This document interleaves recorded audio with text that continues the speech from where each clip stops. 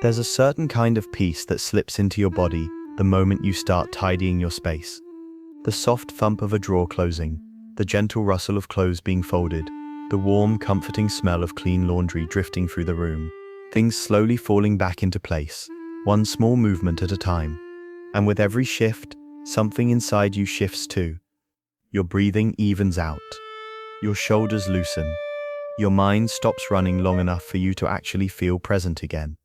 Most people don't understand why organizing feels almost emotional for you, why it wakes you up from the inside, why it makes life feel a little more manageable, a little more yours.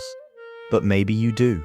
Maybe that's you, the one who feels something settle deep within, when your world finally looks calm, simple, and softly arranged again.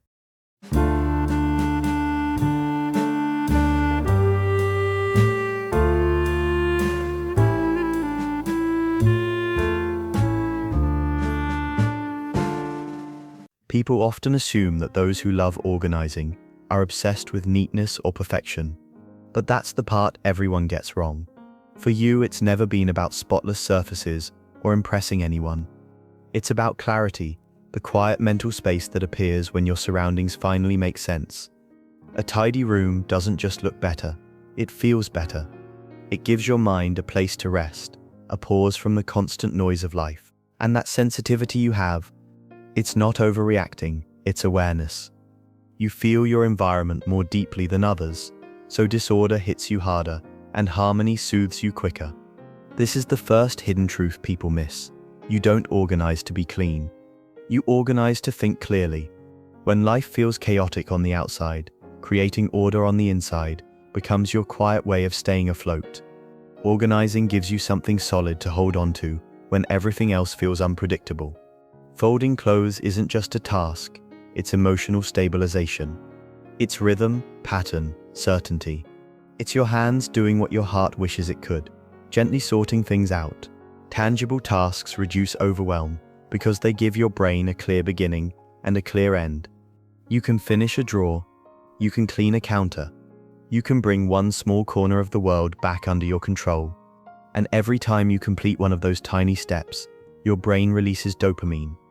That warm little spark of relief that whispers, "You're doing okay." That's why organizing after a stressful day feels so naturally soothing. It turns emotional chaos into physical clarity, one small action at a time. Clutter doesn't just sit quietly in a room. Your nervous system reacts to it long before you consciously notice it. Every scattered item, every pile, every unfinished corner sends a subtle signal to your brain. Something is off, something needs attention. These small alerts build up like background noise, creating tension you can't fully explain but definitely feel. But when your space is tidy, your brain receives the opposite message. You're safe now.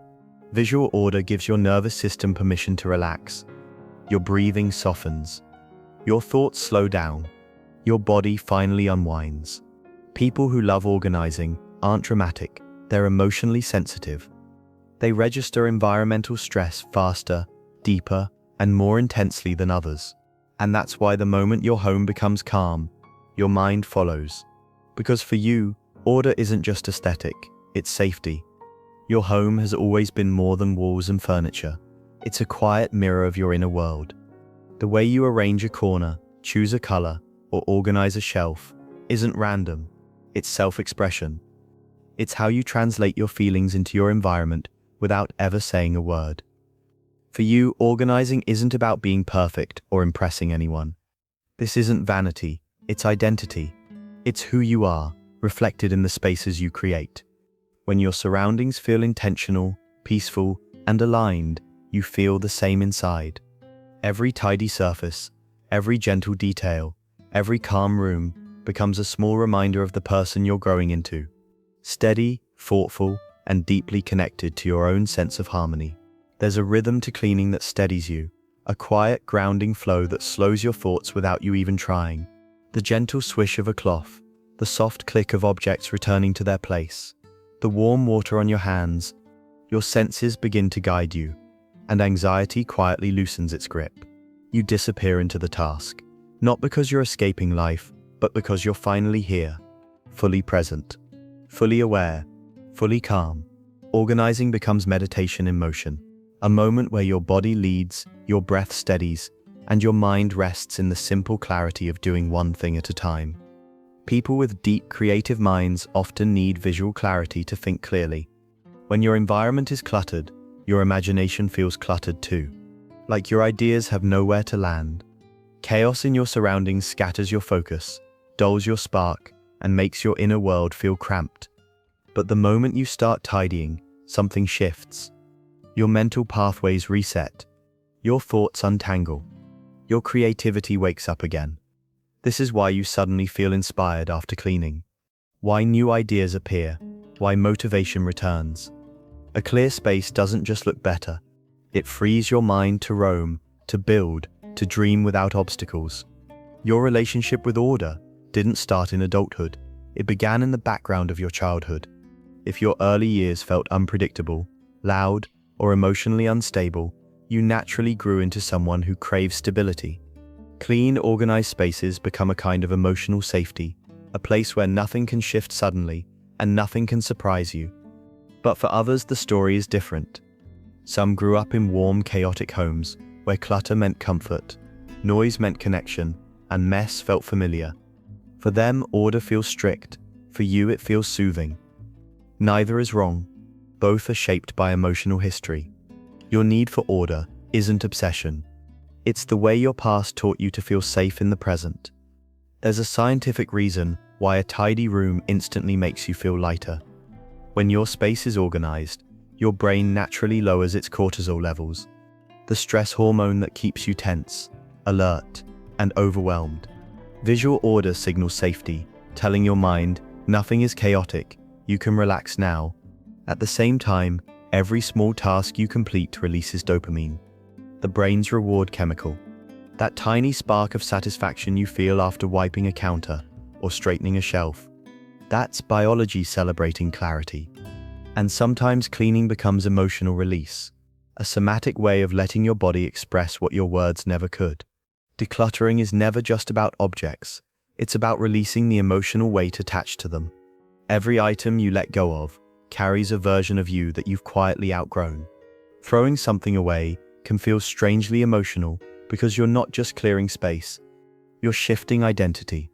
You're choosing what belongs in your next chapter and what no longer reflects who you are. That's why it feels so therapeutic. You're not simply cleaning a room. You're letting old versions of yourself gently fall away. You're not cleaning, you're transforming. You're not too much for needing order.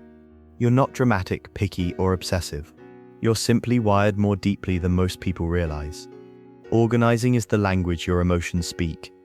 The way your mind steadies itself when life feels loud. The way your heart finds balance when everything inside feels scattered. There's a difference between cleaning from anxiety and cleaning from peace, and you've felt both. One says, I'm overwhelmed. The other says, I'm coming home to myself. Both are valid. Both are human. Because in many ways, your relationship with your home reflects your relationship with your inner world. When your space becomes clear, calm, and cared for, you do too. This isn't weakness. It's your strength. In the end, organizing your home is really about organizing your inner world. Every calm corner you create, every surface you clear, every gentle detail you place with intention brings you closer to yourself. Your home becomes the place where your soul finally exhales. A space that holds your peace, reflects your clarity, and honors your identity. When your environment softens, you soften. When your space feels right, you feel right. This is your sanctuary, your stillness, your quiet return home. Are you like this too? Do you also find a strange, quiet peace in organizing your space? That soft comfort that settles in when everything finally feels in place again. Share your habits and little rituals in the comments. I'd love to hear your stories. And if this felt familiar, stay with me. There's so much more to explore together.